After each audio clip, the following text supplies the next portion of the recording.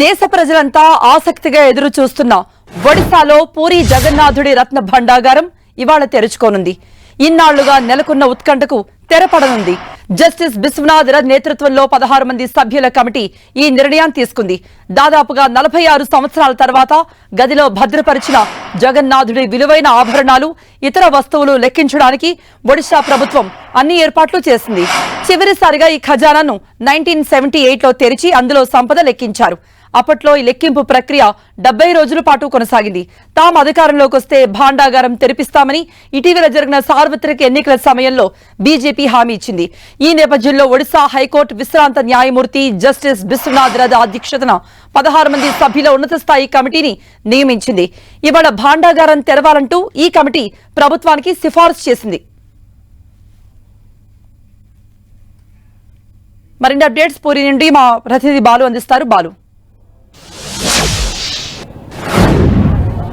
కృప, మరికొద్దిసేపట్లో ఎన్ని రోజుల నుంచి వెయిట్ చేస్తున్నటువంటి భాండాగారం ఏదైతే ఉందో రత్న భాండాగారాన్ని అయితే ఓపెన్ చేయనున్నారు. దీనికి సంబంధించి అయితే పూర్తి ఏర్పాట్లు అయితే చేస్తున్నారు. భారీ ఎత్తున అటు ప్రజలు కూడా చూసేందుకు వస్తున్నారు. అటువైపు అనేక పార్టీలకు సంబంధించిన నేతలు కూడా రత్న భాండాగారాన్ని మనం విజువల్స్లో చూస్తూ ఉండవచ్చు. భారీ దీపాన్ని కూడా వెలిగించి రత్న భాండాగారం పూర్తిగా రత్న భాండాగారం ప్రక్రియ అయితే పూర్తిగా జరగాలి, ప్రశాంత వాతావరణంలో జరగాలని చెప్పేసి మొక్కుకుంటున్న పరిస్థితి అయితే మనకు కనిపిస్తుంది. మరోవైపు భారీ ఎత్తున భద్రతా ఏర్పాట్లన్నీ కూడా చేశారు. అటువైపు ఏదైతే కమిటీ ఉందో విశ్వనాథ్ రథ్ కమిటీతో పాటు 16 మంది సభ్యులతో పాటు మొత్తం 4 కమిటీలుగా విభజించారు. 4 కమిటీలు కూడా ఈ కార్యక్రమంలో పాల్గొన్నారు. ఎవరైతే వాల్యుయేషన్ చేసేవారితో పాటు ఆర్బీఐ అధికారులతో కూడా చేశారు. ఇప్పటికే దీనికి సంబంధించినటువంటి ఖజానాకు సంబంధించిన లాకర్స్ కూడా సిద్ధం చేశారు. మొత్తం మరి కాసేపట్లో 10 గంటల సమయంలో ఇక్కడ ఏదైతే అటు రాష్ట్ర ప్రభుత్వం ముహూర్తాన్ని నిర్ణయించే హక్కు మాత్రం అటు ట్రస్ట్కి అప్పచెప్పింది. ట్రస్ట్కి సంబంధించిన వేద పండితులు కానీ ఆలయానికి సంబంధించినటువంటి కీలక వ్యక్తులు కూడా కాసేపట్లో భేటీ అవుతున్నారు. 10 గంటలకి ఇక్కడ భేటీ అయిన తర్వాత నిర్ణయించనున్నారు. సుమారు 1 గంట ప్రాంతం సమయంలో మంచి ముహూర్తం ఉంది. 1 గంట ప్రాంతంలో అయితే దీన్ని ఓపెన్ చేసే అవకాశం ఉంది అని చెప్పేసి అన్నారు. దీనికి సంబంధించి ఓపెన్ చేసిన తర్వాత ఆ యొక్క భద్రపరచడానికి సంబంధించిన లాకర్లను కూడా ఏదైతే మనకు కనిపిస్తున్నట్టు ఆలయం ఉందో ఆలయం అంతర్భాగంలో అయితే సిద్ధం చేస్తున్నారు. మరోవైపు పూరి ప్రజలు కూడా భారీ ఎత్తున ఇక్కడికి వస్తున్నారు. పూరి స్వాగతం పలుకుతున్నారు.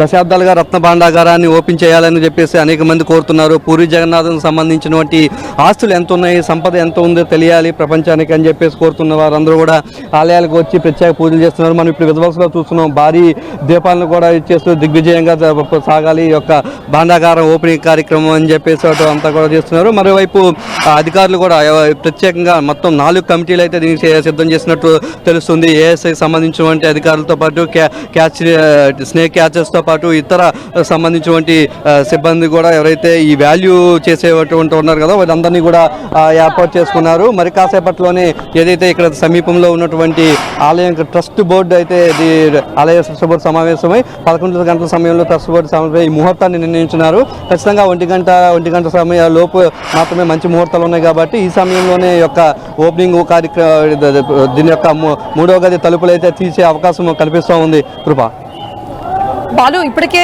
ఎవరెవరు సమక్షంలో ఈ రత్న భాండాగారం తెరుచుకుంటుంది అంటున్నారో వాళ్ళంతా ఇప్పటికే రత్న భాండాగారం లోపలికి వెళ్ళిపోయారా? ప్రస్తుతానికైతే ఏదైతే విశ్వనాథ్ రథ్ కమిటీలోని 16 మంది సభ్యులతో పాటు మరొక 3 కమిటీలను అయితే ఏర్పాటు చేశారు. ఆర్కియాలజికల్ సర్వేకి సంబంధించినతో పాటు రాష్ట్ర ప్రభుత్వం సంబంధించిన ఒక కమిటీ, అటు ఆలయ ట్రస్ట్ బోర్డుకి సంబంధించిన 4 కమిటీలని సెపరేట్ చేశారు. ఒక్కొక్కరికి ఒక్కొక్క టాస్క్ అప్పచెప్పారు. ఈ 4 కమిటీలు ఒకరి తర్వాత ఒకరు వారు చేసే కార్యక్రమాన్ని అయితే అటు Vishwanath Rath committee SOP state government submit చేసింది. అక్కడ స్టేట్ గవర్నమెంట్ కూడా కొన్ని సూచనలు సలహాలతో పాటు పూర్తిగా ఈ యొక్క ఎస్ఓపికి అయితే ఆమోదముద్ర వేసింది. ఏదైతే స్టాండర్డ్ ప్రొసీజర్స్ ఉన్నాయో ఆ ప్రొసీజర్స్ ప్రకారం ముందుకు వెళ్ళాలని చెప్పేసి భావిస్తున్నారు. దీనికి సంబంధించి అయితే వరుసగా ఏర్పాట్లు చేస్తున్నారు. దీనికి సంబంధించి డిస్ట్రిక్ట్ అడ్మినిస్ట్రేటివ్తో పాటు ఇతర చేస్తున్నారు. ఒకవేళ ఏదైతే తలుపులు ఆ 3వ గది తలుపులు కానీ ఓపెన్ అవ్వకపోతే దాన్ని బ్రేక్ చేసే విధంగా కూడా చర్యలు తీసుకున్నారు. దీనికి సంబంధించినటువంటి నిపుణులను కూడా సిద్ధంగా ఉంచుతున్నట్లయితే తెలుస్తుంది. వచ్చిన ఏదైతే ఖజానా ఉందో ఖజానాన్ని వెంటనే అక్కడే భద్రపరిచేందుకు లాకర్ను కూడా లోన అంతర్భాగంలో అయితే రెడీగా ఉంచుతున్నారు. దాంతోపాటు లోన ఏమైనా ఎప్పుడు సుమారు 12వ శతాబ్దం సంబంధించిన గది కావడంతో లోన డ్యామేజ్లు ఏమైనా ఉంటే దాన్ని రిపేర్ చేసేందుకు ఆర్కియాలజికల్ సర్వే ఆఫ్ ఇండియా సంబంధించిన సిబ్బంది కూడా ఇక్కడైతే సిద్ధంగా ఉంచారు. కృప, నెక్స్ట్ ఇప్పుడు నాగబంధం గురించి అందరూ భయపడుతూ ఉన్నారు. బాలు, దీనికి సంబంధించి ఒక మంత్రగతిని వెతుకుతూ ఉన్నారు. అలాగే కొంతమంది పండితులను కూడా లోపలికి తీసుకెళ్తారు. స్నేక్ క్యాచర్ ఒక కమిటీ కూడా ఉంటుంది, అంటే వాళ్ళ సభ్యులు కూడా ఉంటారు అంటున్నారు. వీళ్ళందరినీ కూడా ఏర్పాటు చేశారా? ఇటు కమిటీ సభ్యులతో పాటు ఎవరైతే ఆడిట్ చేస్తారో ఆ సభ్యులతో పాటు వీళ్ళందరూ కూడా రెడీ అయ్యారా? ఎస్, నాగబంధానికి సంబంధించి ఇప్పటివరకు సాంకేతికంగా అయితే ఆధారాలు పెద్దగా కనిపించట్లేదని చెప్పేసి అధికారులు చెప్తున్నారు. కానీ దశాబ్దాలుగా 12వ శతాబ్దం నుంచి ఆ గుడి సంబంధించిన ఏదైతే గది ఉందో గది ఉండడంతో పాటు సుమారు 40 సంవత్సరాలు ఓపెన్ చేయకపోయిన కారణంగా దాంట్లో భారీగా విషసర్పాలు ఉండే అవకాశం ఉందని చెప్తున్నారు. దీంతో విషసర్పాలను అయితే ట్యాగిల్ చేసేందుకైతే అటు ఫారెస్ట్ డిపార్ట్మెంట్కి సంబంధించినటువంటి ఈ యొక్క స్నేక్ క్యాచర్స్ని అయితే సిద్ధంగా ఉంచుకున్నారు. ఒకవేళ అవి ఏమైనా స్నేక్స్ బైట్ కానీ చేస్తే తీసుకువెళ్ళి లోనకి వెళ్ళినటువంటి వ్యక్తుల మీద దానికి కూడా చర్యలు తీసేందుకైతే వెంటనే ఇక్కడ దగ్గరలో ఉన్నటువంటి హాస్పిటల్స్ని కానీ వీటిని కూడా సిద్ధం చేశారు. మనకి దగ్గరలో ఒక ప్రత్యేకంగా హాస్పిటల్ సెంటర్ను కూడా ఏర్పాటు చేశారు. వాటితో ఐసీయూకి సంబంధించిన ఎక్విప్మెంట్తో పాటు సిద్ధంగా ఉంచుతున్నారు డాక్టర్ బృందాన్ని. మరోవైపు ఆర్కియాలజికల్ సర్వేకి సంబంధించి ఏదైతే దీనికి తీసుకోవాల్సిన జాగ్రత్తలు అటు లోన గదికి ఎలాంటి డ్యామేజ్ లేకుండా అయితే పూర్తిగా దాంట్లో ఉన్న సంపదను బయటకు వెలికి తీసేందుకైతే ప్రయత్నాలు చేస్తున్నారు. మరోవైపు ప్రజలు కూడా ఎక్కువగా రాకుండా అయితే చర్యలు తీసుకుంటున్నారు. భారీగా భద్రతా ఏర్పాట్లు చేస్తున్నారు. ఒక ఏదైతే పార్టీలకు సంబంధించి గతంలో ఇది కోరారో ఓపెన్ చేయమని వారందరూ కూడా ఇక్కడికి వచ్చి పూజలు కూడా ప్రత్యేకంగా చేస్తున్నట్టయితే మనకు కనిపిస్తూ ఉంది. బాలు, ఇదంతా రికార్డ్ చేస్తున్నారా?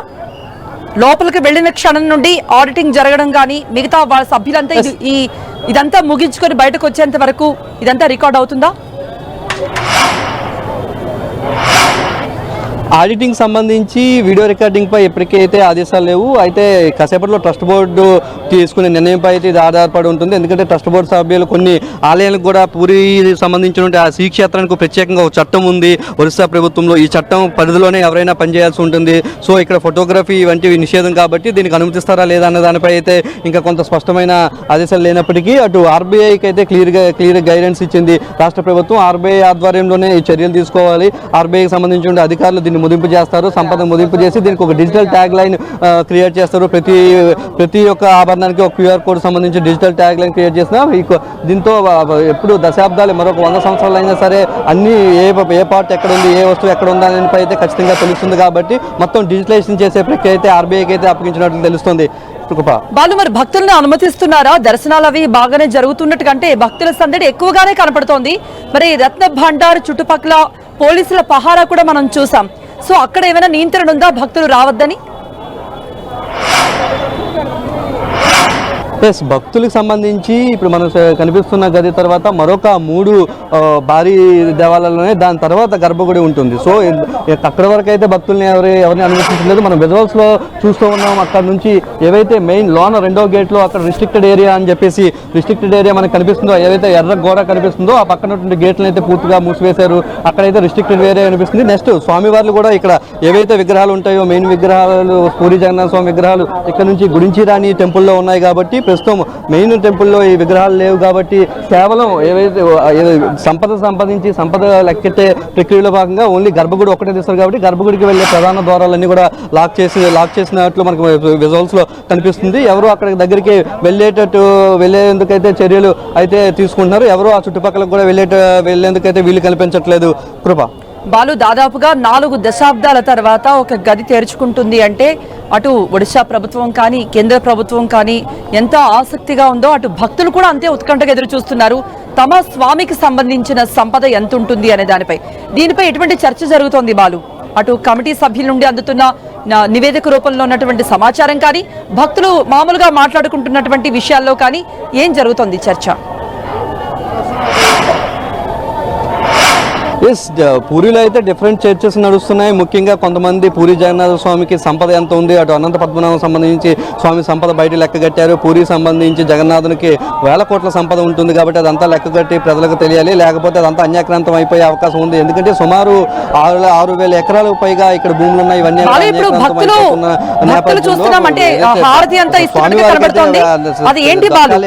దగ్గరలోనే జరుగుతుంది.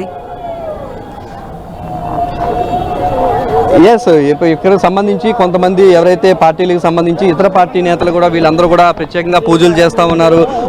ఏదైతే రత్న భాండాగారం ఓపెనింగ్ ఏదైతే ఉందో ఆ ప్రక్రియ అంతా సజావుగా సాగాలని చెప్పేసి వీరంతా పూజలుగా చేస్తూ ఉన్నారు. దశాబ్దాలుగా తాము వెయిట్ చేస్తున్నాం, అందువలన ఈ క్షణం కోసం వెయిట్ చేస్తున్నాం, ఇదంతా కూడా సంతృప్తికరంగా సాగాలని చెప్పేసి వీరందరూ దేవుని ఆశీస్సులు ఉండాలి, పూరి వాసుల్లో ఆశీస్సులు ఉండాలి. ఎందుకంటే కొన్ని భయభ్రాంతులకి గురవుతున్న పరిస్థితి ఉంది. ఎందుకంటే దీనివల్ల ఏమైనా జరగవచ్చు. గతంలో కొన్ని ఇదే రథయాత్రలో 2 ఇన్సిడెంట్లు జరగడంతో కొంత ఎలాంటి ఇబ్బందులు జరగకూడదు, ఈ రత్న భాండాగారం ఓపెన్ చేసిన తర్వాత ఎలాంటి ఇబ్బందులు రాకూడదు అని చెప్పేసి అయితే వీరంతా పూజలు చేస్తున్న పరిస్థితి అయితే మనకి ప్రస్తుతం దేవాలయం వద్ద కనిపిస్తుంది. కృప వాళ్ళు ఎవరైనా మనతో మాట్లాడడానికి భక్తులు సిద్ధంగా ఉన్నట్టుగా కనబడుతున్నారు ఎవరైనా సరే, అంటే ఈ సంపద మీద వాళ్ళ ఆలోచనలు ఎలా ఉన్నాయి అనేది మనం ఏమైనా తెలుసుకోగలమా?